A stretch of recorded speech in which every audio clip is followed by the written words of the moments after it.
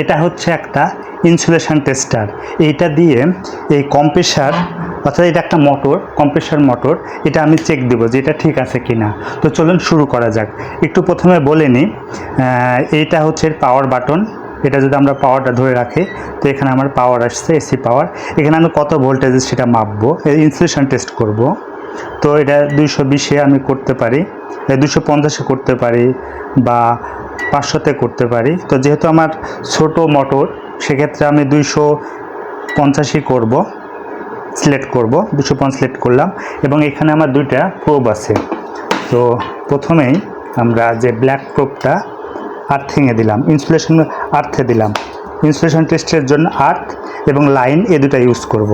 আর এমনিতে ভোল্টেজের জন্য আর্থ এবং ভোল্টেজ এটা ইউজ করব। সো আমরা এখন ইনসুলেশন টেস্ট করব। ওকে, এ দুটো আমরা সিলেক্ট করলাম। আর এটা একটা আমরা বডিতে আগে সিলেক্ট করি। এখানে আর্থিং করা আছে, আর্থিংয়ের জন্য কানেকশন করা আছে।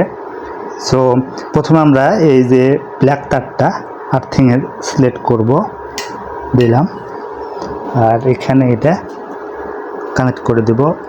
ওকে, এটা আর্থিংয়ে কানেক্ট করা হয়েছে। আমি যে কোনো একটা প্রোব, যে কোনো একটা, যেমন এটা 3 ফেজ মোটর UVW আছে। সো এটা আমি যে কোনো একটাতে কানেক্ট করব। এখানে আমি একটা প্রোবে কানেক্ট করে দিলাম। এটা আমরা প্রথমে বডি দেখতেছি যে বডি কোনো কারণে বডি হয়ে আছে এখানে মোটরটার। ওকে, আমার কানেকশন শেষ। এখন তো আমি এটা চাপ দিয়ে ধরলে আমার সেটা দেখাবে, ইনসুলেশন দেখাবে কত আছে। এখানে আমার কত 0.024 মেগা ওহম আছে। ওকে, আমি একটু ভোল্টেজটা বাড়িয়ে দিয়ে দেখি কি হয়। 500 ভোল্টেজে দিলাম, চাপ দিয়ে ধরলাম। এখানে 0.24 মেগা ওহম। ওকে, অফ করলাম। এটা একটা জন্য, এটাতে একটু দেখি।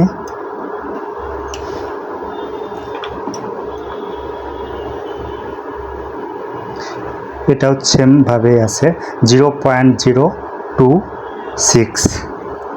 অফ করলাম। এবার আরেকটা প্রবে ধরলাম। এখন আমি দিয়ে দেখি, দেখেন, তার মানে এটা আমার কোনো বডি নেই, তিনটাই ঠিক আছে। এখন আমরা দেখব কয়েলগুলো কি অবস্থা। তো এখানে একটা দেওয়া থাক, আমি একটা দিয়ে রাখছি, আরেকটা দেব। যে কোনো দুইটাতে দিলাম UV। ওকে, দিয়েছি। এখন দেখি কি অবস্থা। এখানে 0.0 মেগা ওহম, তার মানে এটা শর্ট আছে। অফ করলাম।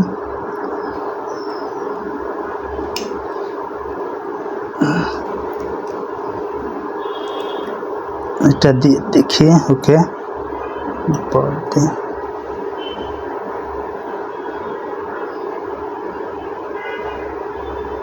এটাও শর্ট দেখায়। এটা 0.0 মেগা ওহম দেখায়। ওকে, একটু ট্রান্সফার করি, এই দুইটা দেখি কি অবস্থা।